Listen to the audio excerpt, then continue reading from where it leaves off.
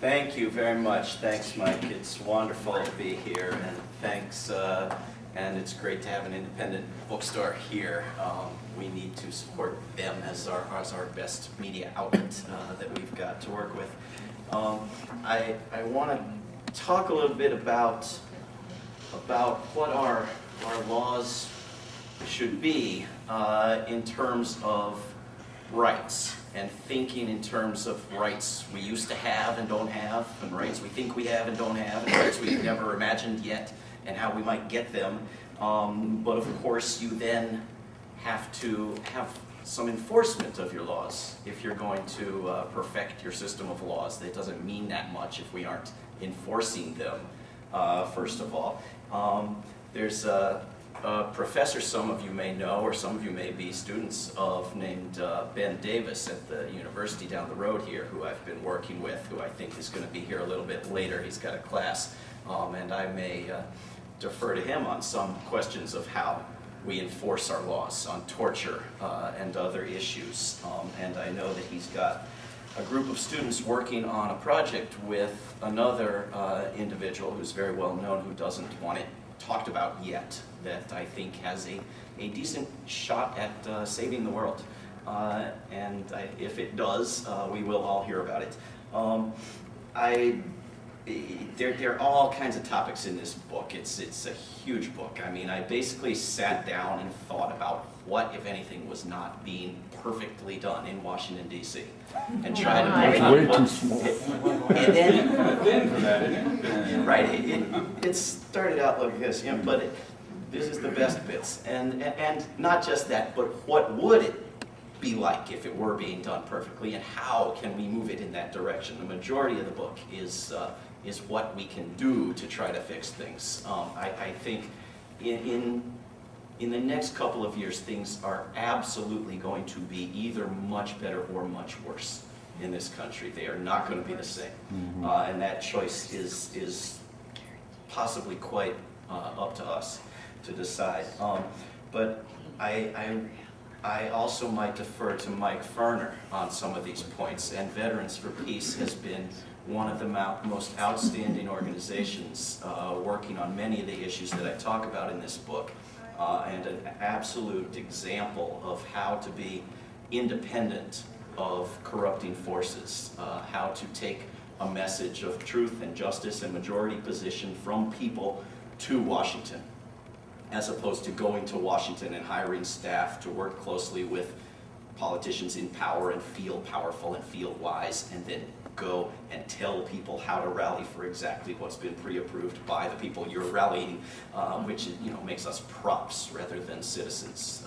Vets for Peace does not do that, and Mike Ferner does not do that.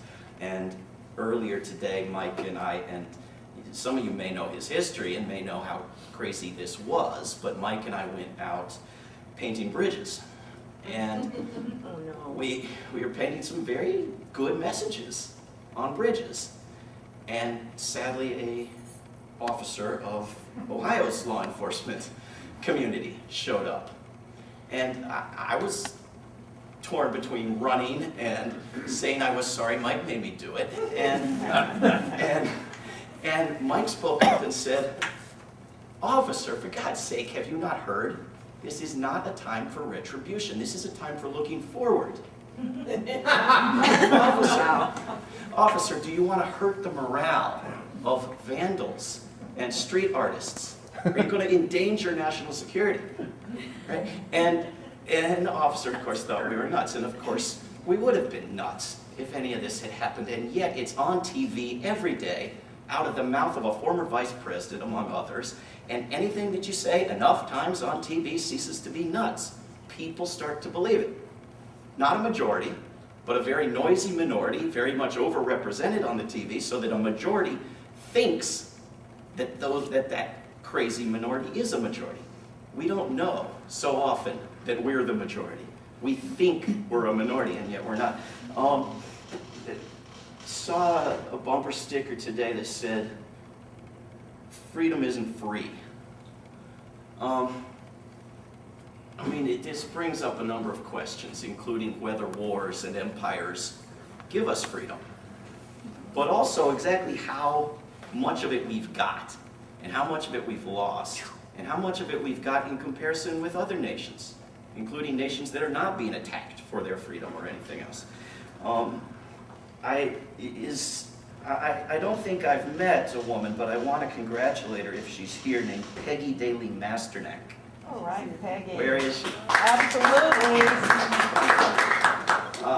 Because the school board here did a very good thing and is going to stop, as I understand it, giving these ASVAB tests, these military tests to students, and is going to notify families that they can opt out of having students' information go to the military. Is this right? Yeah. This is right. Congratulations. There's another very good development in the counter-recruitment campaign, which, by the way, has been a huge and increasing success among the uncelebrated successes of our work in recent years. NATO headquarters in Afghanistan, they are no longer going to allow binge drinking. So recruits who are looking for that sort of job are not going to have it anymore. I don't know if you saw this story the other day, but 70 civilians killed, and the people responsible, who are paid by us, could not explain it because they were too drunk and hungover. So they got the brilliant idea of not having drinking in NATO headquarters anymore. Couldn't have thought of that before this. So I've been talking about all parts of this book on this tour and trying to focus on a different section each time, and we can talk in questions and answers about anything if you all want to talk about healthcare or you want to talk about prosecuting these people. But for this sermon, I'm going to turn to roughly chapter 16 to 20 in your hymnals and talk about rights. Increasingly, we have two classes of people in this country, and just in recent weeks, the corporate media has really dropped the pretense that we don't. The people who are above the law and the people who are under the law. And we all know that we are the people under the law.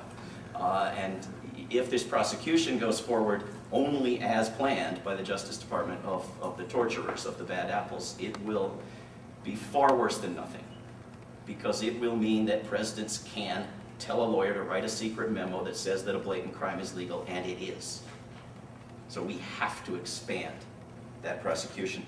But we also have two different classes of countries, because we enforce international law on everybody else, except maybe Israel. We enforce international law on every other nation, but not ours. We prosecute people for international crimes in this country under universal jurisdiction. People whose crimes were not committed in this country, had nothing to do with this country, they were not a citizen of this country, but we prosecute them under universal jurisdiction. Somebody proposes doing that to Americans, in Spain, for example, what an outrage, what a scandal. When a South American country proposes having a base in Florida, what an outrage. A military base in someone else's country. Who could possibly stand for such a thing, right? So we have different standards, right? And we have people like Glenn Beck, who, unless you all get your act together, his book is above mine in the rankings. Glenn Beck, who puts little bits of sanity through a treatise that is absolutely nuts, says that he opposes our loss of individual liberties, which have been stripped away primarily in recent years by Bush and Cheney and are not being restored by Obama and Biden and the current Congress. He opposes that to international law. So we have to protect our national sovereignty. The danger is international law, right? As if it was the United Nations that had come in and started spying on us without warrants, right? But people are reading this stuff and getting distracted and directing their anger to the wrong places. We have treaty obligations that we've said are part of our law. Under Article 6 of the Constitution, a treaty that we joined is the supreme law of our land. It is stronger law than any other law in our land, that we openly violate. The Nuclear Non-Proliferation Act, the Anti-Ballistic Missile Treaty, the Chemical Weapons Convention, the Biological Weapons Convention, and notably the UN Charter, which forbid the invasion of Iraq or of Afghanistan, and certainly what we're doing in Pakistan. We owe $1 billion to the United Nations. $1 billion is pocket change to our government now. But the United Nations budget for a year is $2 billion. And if you think that's not well spent, No. we spend $60 billion a year on what we sort of homily call the intelligence community. And the United Nations spends a grand total of $2 billion. And who was right on Iraq? Who got it right for $2 billion? And who got it wrong for $60 billion? And yet we can't pay our dues to the United Nations. There was a woman I met in Cleveland. I've been touring Ohio for the past week, who was a professor who went with a large group of U.S. academics to Iraq 2 months before the bombs hit, and met with the leaders of the Iraqi government, who read aloud to her. The leader of the Iraqi government read aloud to these U.S. academics a letter that he and the entire legislature had sent the previous summer to everyone in the United States Congress, saying, essentially, it's all a bunch of lies. We do not have these weapons. You know we do not have these weapons. It's the same as the lies about the incubators with the babies taken out that you used to invade our country last time around. Stop the madness, or at least come over here and talk to us, or we can come talk to you. Let's start communicating. And this woman brought the letter back to Cleveland and thought she was going to talk to her Congress members and clear everything up. And the bombs fell. And your television now, today, will tell you that Iraq was pretending to have the weapons, so it's Iraq's fault. And this woman met an exchange student as the war had begun from Iraq, who wanted to stay and got him asylum, and he's been in her home and her family's home for 5 or 6 years, and she refers to him as her son. So the Americans are going out of their way on the scale that they can to do good. In places in Ohio where I've been, where there are economic struggles that are very local, there are people staying up all night to work for justice around the country and around the world. That is incredibly inspiring. And it doesn't take much, and it doesn't take many people.